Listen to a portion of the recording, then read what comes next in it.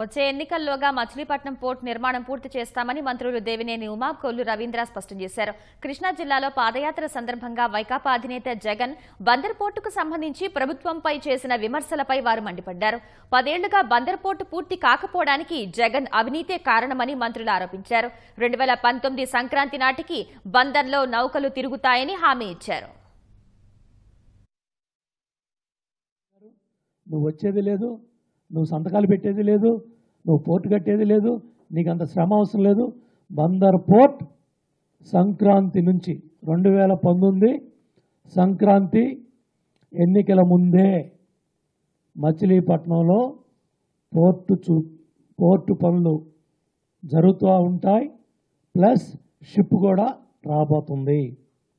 ఆ సమీకరణ, ఆ సేకరణ, ఆ పనులు కూడా, దానికి కావాల్సిన నిధులు కూడా ప్రభుత్వం అనుమతిస్తుంది. ఇవాళ ఒక ఇండస్ట్రియల్ మచిలీపట్నం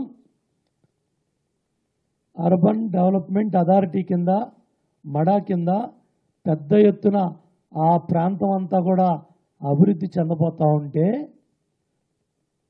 రైతాంగం సమీకరణ సేకరణ కింద పెద్ద ఎత్తున కలిసి ముందుకెళ్తూ ఉంటే 4 సంవత్సరాలు నీ నాయకులు ఎన్ని కుట్రలో కుతంత్రాలు పన్నినా అవన్నీ ఛేదించుకొని అందరూ కూడా సమస్యను పరిష్కారం చేస్తూ ఉన్నారు.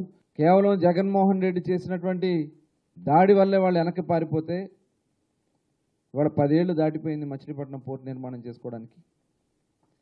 ఇవాళ దాన్ని ఒక చక్కటి మార్గంలో, ఒక్క మచిలీపట్నం పోర్టే కాదు, ఒక ఇండస్ట్రియల్ నోడ్ కింద కూడా ముఖ్యమంత్రి గారు చెన్నై విశాఖపట్నం కారిడార్లో 3 ప్రాంతాల్లో ఎంపిక చేస్తే దాన్ని మచిలీపట్నాన్ని కూడా ఈరోజు ఇండస్ట్రియల్ కారిడార్ కింద పెట్టడం జరిగింది.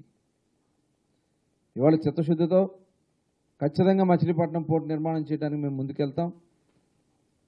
రాబోయే 2 నెలల్లోనే మచిలీపట్నం పోర్టు పనులు స్టార్ట్ చేస్తాం.